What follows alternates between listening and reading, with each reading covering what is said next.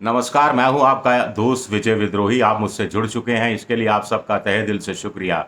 और अगले 7-8 मिनट में आपसे जुड़े रहने की कोशिश करूंगा। तो लोकसभा में हिंदुत्व को लेकर अपने धुआंधार भाषण के बाद राहुल गांधी फुल फॉर्म में नजर आते हैं। उसके बाद 4 चीजें कम से कम उन्होंने ऐसी की हैं जिससे पता लगता है कि वो 24/7 की राजनीति करना चाहते हैं।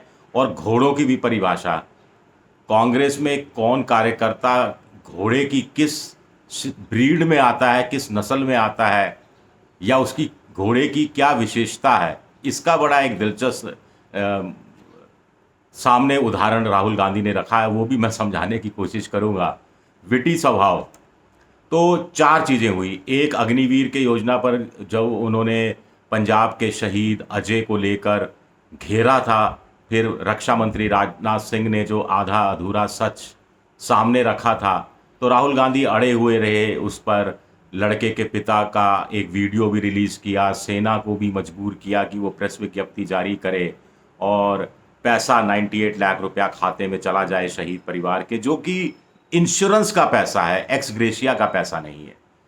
दूसरा, मुकेश अंबानी अपने बेटे के साथ सोनिया गांधी के घर पहुंचते हैं। सोनिया गांधी के घर ही राहुल गांधी रह रहे हैं, अपनी मां के साथ ही रह रहे हैं। और शादी का इनविटेशन देने, उस बहाने राजनीति की बातें करने। सोनिया गांधी पता नहीं कहाँ से समोसों का ऑर्डर करती है जिसको आने में 1 घंटा लग जाता है, लेकिन राहुल गांधी पिछली गली से निकल जाते हैं। वो नहीं सामने पड़ना चाहते मुकेश अंबानी की। और गुरु तेग बहादुर नगर पहुंच जाते हैं, वहाँ से करीब 20 किलोमीटर दूर, और मजदूरों के बीच जाकर मजदूरी करने लगते हैं। शायद 1 घंटा समोसे के बहाने सोनिया गांधी ने रोके रखा कि उनको लगा कि शायद अब राहुल गांधी लौट आएँ, अब राहुल गांधी लौट आएँ। और अंबानी को भी लगा कि थोड़ा और इंतज़ार कर लेते हैं, लेकिन राहुल गांधी कोई अलग ही मिट्टी के बने हुए हैं, ऐसा लगता है। हालांकि मोदी जी, आपको याद आगे होंगे ये बात जब मैंने कही कि उन्होंने कहा था ये लोग समझते ही नहीं है विपक्ष वाले, मोदी एक अलग मिट्टी का बना हुआ है। अब कौन अलग मिट्टी का बना हुआ है, ये लोकसभा चुनाव में जनता ने अपनी तरफ से दिखाने की कोशिश की है। तीसरा, हाथरस में राहुल गांधी सुबह सुबह पहुंच गए, पीड़ित परिवारों से मिले, कंपनसेशन कम मिला है उसको लेकर उन्होंने योगी सरकार को घेरा, और परिवार के लोगों से मिले, पीड़ितों से मिले, गांव के लोगों से मिले, उनकी कथा व्यथा सब सुनी, और द्रवित करने वाला पूरा माहौल था। चौथा, आपदा को अवसर में बदलना राहुल गांधी ने भी सीख लिया है। राहुल गांधी ने हिंदुओं को हिंसक बता दिया, ये प्रधानमंत्री ने कहा। हालांकि राहुल गांधी ने उसी समय मना कर दिया था कि ऐसा नहीं कहा जा रहा।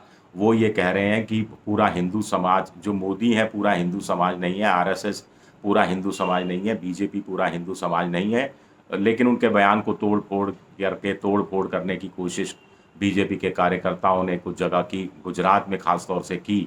और राहुल गांधी जब कांग्रेस के दफ्तर में तोड़फोड़ हुई तो अगले दिन ही पहुंच गए गुजरात, और कहा कि ये मौका मुझे सही मिला, इसलिए मैं आ गया यहाँ पर कि इन्होंने हमारे घर पे तोड़फोड़ की है, हम इनकी सरकार तोड़ के रख देंगे। तालियां बजी इस पर।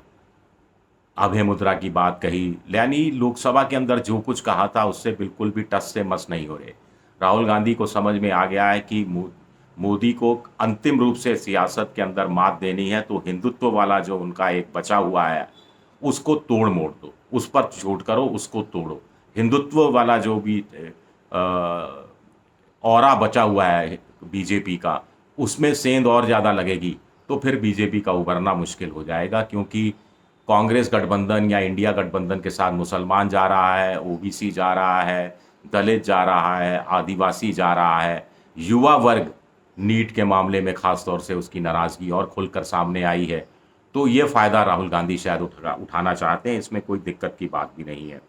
अब राहुल गांधी ने कांग्रेस के नेताओं को भी चेतावनी दी। ऐसा नहीं है कि सिर्फ वो बीजेपी को ही कोस रहे हैं, वो कांग्रेस के नेताओं से भी कह रहे हैं, साहब गुजरात में हम देखिए 2017 में हमने चुनाव लड़ा, 3 महीने डटकर चुनाव लड़ा और सिर्फ 16 सीटों से हारे। लेकिन 2022 के अंदर तो एक तरफा हार हो गई हमारी। क्यों हो गई? क्योंकि कांग्रेस के अंदर उनके हिसाब से बारात के घोड़े ज़्यादा हो गए हैं। 2 घोड़ों का जिक्र किया, एक रेस का घोड़ा होता है, एक बारात का घोड़ा होता है। बारात का घोड़ा वो होता है जो जब घोड़े के आगे शहनाइयाँ बजने लगती हैं, लोग नाचने लगते हैं, तो घोड़ा थोड़ा-सा थिरकना शुरू करता है, थोड़ा-सा आगे चलता है और फिर रुक जाता है, बारात का घोड़ा, इसी शहनाइयों के इंतज़ार में।